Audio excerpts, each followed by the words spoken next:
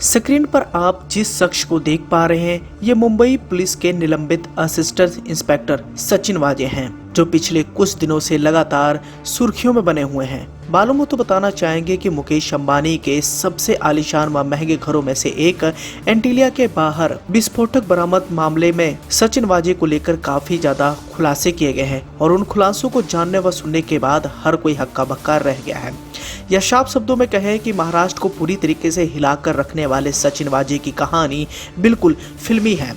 जनसत्ता की अभी हाल ही में एक रिपोर्ट के अनुसार बताया गया है कि कोल्हापुर जैसे छोटे से शहर से निकलकर मुंबई की सड़कों पर गैंगस्टरों के खून से होली खेलने वाला वाजे कभी इनकाउंटर स्पेशलिस्ट प्रदीप शर्मा के खासम खास अफसर के तौर पर जाना जाता था, लेकिन साइज से निकलकर अपनी पहचान बनाना उसे बखूबी आता है। आतंकवाद के मामले के एक आरोपी की माने तो वाजे जब उसे गिरफ्तार करने आया तो उसने लिविंग रूम में बैठकर बड़े आराम से पहले चाय की चुस्कियां ली और फिर जिस कप में चाय पी उसे ही चूर चूर कर दिया, जैसा कि आमूमन किसी बॉलीवुड की क्राइम थ्रिलर फिल्म में देखने को मिलता है। क्रिकेटर और बेहतरीन एथलीट रहे वाजे का नाम 60 इनकाउंटर से जुड़ा हुआ है। 27 साल के इंजीनियर ख्वाजा यूनिस की कस्टोडियल डेथ ने इसे फहरिस्त को आगे बढ़ने से रोक दिया। 2004 में उसे सस्पेंड कर दिया गया। एड़ी से चोटी तक का जोर लगाने के बाद भी वाजे पुलिस में अपनी बहाली नहीं करा सका तो उसने 2008 में इस्तीफा दे दिया, लेकिन वह खत्म नहीं हुआ। पुलिस की नौकरी से दूर रहकर उसने तमाम काम किए। शिवसेना की मेंबरशिप लेने के अलावा वह अपने क्रॉस कंट्री बाइकिंग के शौक को पूरा करने लगा। उसे लिखने का भी शौक है। वाजे ने शीना बोरा मर्डर केस पर किताब लिखने के बाद आतंकी डेविड हेडली के किस्से को भी कलमबंद किया। इस दौरान वह कई टीवी शोज में भी दिखा। उसने लाई भारी नाम से सोशल नेटवर्किंग साइट शुरू की। इनकी बढ़ती हुई लोकप्रियता को देखते हुए 2013 में उसके ऊपर एक मराठी फिल्म भी बनी। एक मराठी फिल्म लेकर के साथ कानूनी विवाद को लेकर भी वह सुर्खियों में रहा। उसने निर्माता पर 5 करोड़ रुपए का कॉपीराइट उल्लंघन का केस भी दायर किया था। हालांकि बाद में मामला कोर्ट के बाहर ही सुलझ गया। वाजे के आरोप के मुताबिक निर्माता ने उसकी सोशल साइट के टाइटल लाई भारी का गलत इस्तेमाल किया। उससे जुड़े लोग बताते हैं कि नौकरी से दूर रहकर भी वह बगैर वर्दी वाला कॉप बना रहा। उसने एक ऐसा सॉफ्टवेयर बनाने का दावा किया जिसके जरिए लोगों की कॉल सुनने के साथ उनके मैसेज भी पढ़े जा सकते हैं।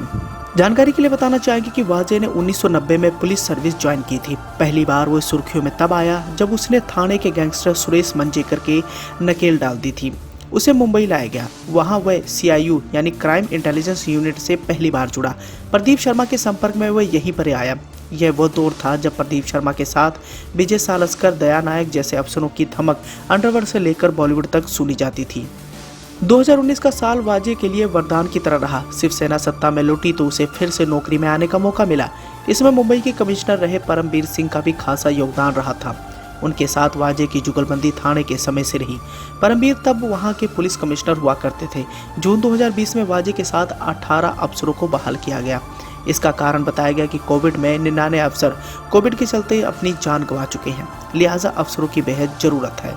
बहाली के हफ्ते भर के भीतर वह CIU में तैनात हो गया। यहाँ उसे कुछ हाई प्रोफाइल केस मिले। इनमें TRP स्कैम, ऋतिक रोशन विवाद, दिलीप छाबड़िया केस शामिल था। रिपब्लिक के अर्नब गोस्वामी को गिरफ्तार करने गई टीम को वाजे ने ही लीड किया था। दोबारा नौकरी में आने के बाद वाजे अपना कद लगातार बढ़ाता रहा। ACP और DSP की तो वो परवाह ही नहीं करता था। उसकी मुंबई कमिश्नर के दफ्तर में सीधी पहुंच थी, जैसा कि आमूमन हमें हिंदी फिल्मों में देखने को मिलता है। एक धाकड़ पुलिस अभिनेता सस्पेंड किए जाने के बाद जब डिपार्टमेंट को उनकी जरूरत पड़ती है तो उसे जब वापस लाया जाता है तो वह अपने रंग दिखाता है, और ठीक वाजे के केस में भी हमें वही देखने को मिल रहा है। वाजे ने इस दौरान अपना कद किस कदर बढ़ा लिया था, इसका अंदाजा आप इस बात से लगा सकते हैं कि अर्नब मामले में जब पत्रकारों ने उसे कहा कि रायगढ़ पुलिस जानकारी नहीं दे रही है तो वाजे ने रायगढ़ के SP से भी सीनियर अफसर को फोन लगाकर कहा मीडिया के इस मामले की जानकारी दे दी जाए। लेकिन आखिर में उसका यही अति आत्मविश्वास खुद उसके साथ मुंबई पुलिस को भी ले डूबा। तो ये थी सचिन वाजे की फिल्मी दास्तां। इनकी कहानी 90 या फिर सन 2000 के आसपास आने वाली बॉलीवुड की किसी कॉप पर आधारित वाली फिल्म से जरूर मिलती है।